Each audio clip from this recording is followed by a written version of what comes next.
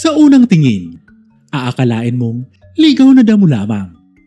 Madalas nating madaanan sa mga bakanting lote, sa gilid ng kalsada o sa paanan ng mga bundok. Pero ang maliit na bungang ito na tinatawag nating tino-tino o sa ibang bansa ay Cape Gooseberry ay tinatago ang isang sikretong lunas na libu-libong taon ang ginagamit ng ating mga ninuno. Bakit nga ba ito tinatawag na golden berry ng modernong siyensya? At ano ang mga himalang kaya nitong gawin sa iyong katawan? Pero bago ang lahat, kung nais mong ikaw ang unang makakita ng aming mga bagong upload at makitang ilang behind the scene, mag-subscribe at sumali na sa aming community. I-click lamang ang join button. Ang Physalis ferruviana o tino-tino ay hindi orihinal na taga-Pilipinas. Nagmula ito sa kapundukan ng Andes sa South America.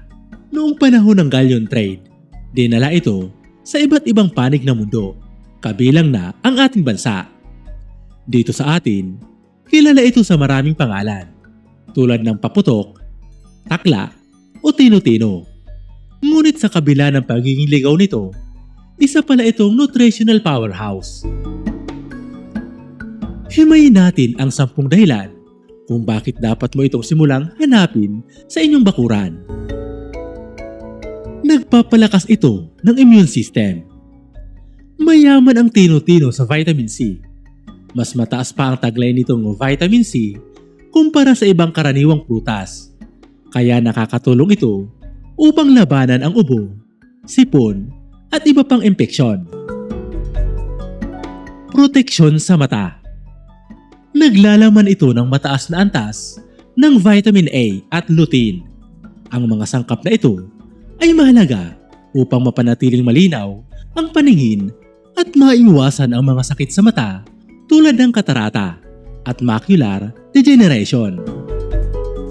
Mayaman ito sa antioxidants. Punong-puno ito ng mga polyphenols at carotenoids. Ang mga antioxidant na ito ay tumutulong na labanan ang mga free radical sa katawan na sanhi ng pagkasira ng cells at pagtanda. Panlaban ito sa pamamaga. Dahil sa mga taglay nitong withanolides, nakakatulong ang tino-tino na bawasan ang pamamaga sa loob ng ating katawan. Mainam ito para sa mga may rayuma o iba pang sakit na dulot ng pamamaga. Para sa maayos na digestion. Mataas ang fiber content ng prutas na ito. Nakakatulong ito para sa regular na pagdumi, pag-iwas sa constipation, at pagpapanatili ng malusog na digestive tract. Nakakatulong sa pagkontrol sa sugar level. Ipinapakita ng ilang pag-aaral na ang tino-tino ay may mga compound na nakakatulong sa pagpapabagal ng pag-absorb ng asukal sa dugo. Mabuti ito para sa mga gustong iwasan ang type 2 diabetes. Mainam ito sa kalusugan ng puso.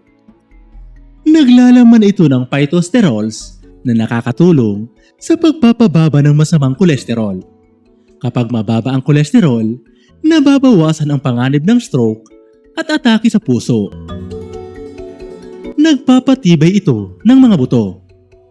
Dahil may taglay din itong calcium at phosphorus, nakakatulong ang regular na pagkain nito upang mapanatiling matigas at matibay ang ating mga buto at ngipin. Pangsuporta ito sa kidney at liver. Ang tino-tino ay kilala bilang isang diuretic o nakakatulong sa pag-ihi. Nakakatulong ito sa pag-flush ng mga toxins mula sa bato at pagpapanatili ng maayos na daloy ng ihi.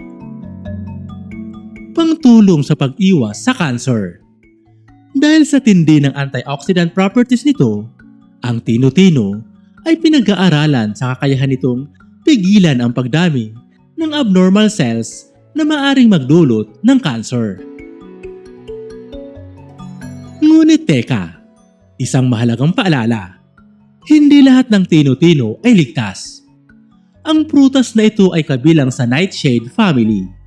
Kapag kinain mo ito ng berde o hilaw, nagtataglay ito ng solanin, isang uri ng toxin na pwedeng magdulot ng pagkasira ng tiyan o pagkahilo.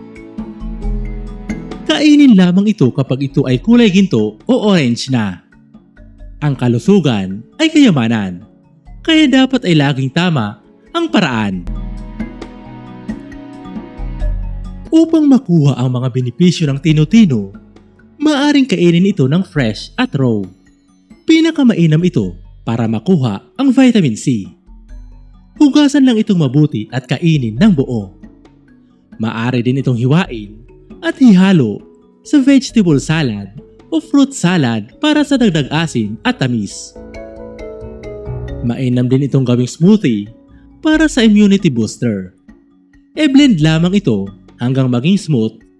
Ang buto nito ay maliliit at edible, kaya hindi na kailangang tistisin. Tino-tino jam. Dahil mayaman ang tino-tino sa pectin, madali itong gawing jam na palaman sa tinapay. Bagay na bagay din itong partner sa mga ulam gaya ng pritong isda o inihaw na karne. Hiwain lang ng maliliit ang tino-tino, sibuyas, kamatis at sili.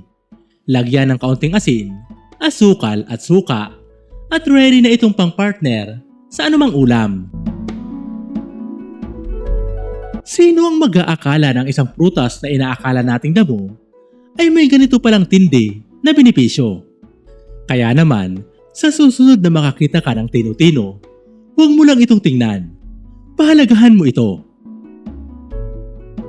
Nakakain ka na din ba, kaorban, ng ligaw na prutas na ito? Ano ang masasabi mo sa lasa nito? Ibahagi ang iyong opinyon tungkol sa prutas na ito sa comment section at babasahin namin ito. Kung may natutunan ka sa video na ito, huwag kalimutang i-like ito at i-share ang video na ito para madami pa ang makaalam tungkol dito. Ito pong muli si UCL. Maraming salamat po sa panonood. Hanggang sa muli po. God bless.